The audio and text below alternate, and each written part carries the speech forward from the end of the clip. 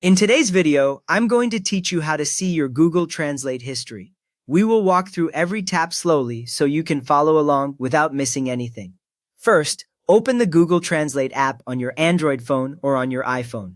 Look for the familiar multicolor Google Translate icon on your home screen or in your app list, then tap it once. When it opens, you should see the main translation screen with two language buttons at the top and a large text area in the middle. Next, sign into your Google account.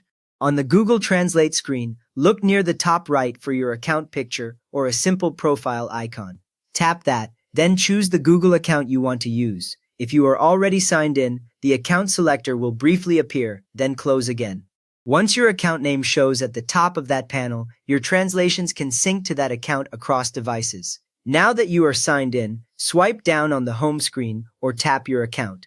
On many phones, pulling down from near the top of the Google Translate screen reveals extra options, including your profile area.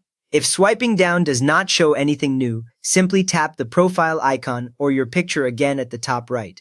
When you do this correctly, a panel or screen with account-related options appears, and you are no longer just on the plain translation input screen. From there, tap History. You should now see an entry labeled History among the options under your account. Tap the word History once. After you tap it, the view changes away from the live translation box to a list-style screen. That new screen is your personal list of translations tied to the signed-in Google account. At this point, view your previous translations. On the History screen, you will see a series of items, each usually showing the original text on one line and the translated text beneath it. They are normally arranged with the most recent translation at the top and older ones further down. You can scroll up or down to move through the list and skim the phrases you translated earlier. Beginners sometimes miss that short items may look similar, so check both the source language and target language labels on each entry to be sure you are looking at the right one.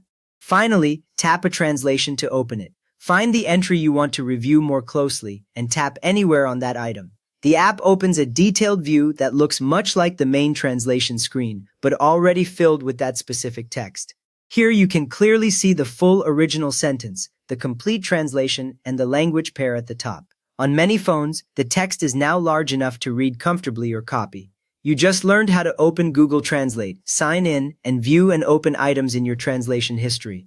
If this helped you find an old translation, please give the video a thumbs up, and if you like tips like this, consider subscribing.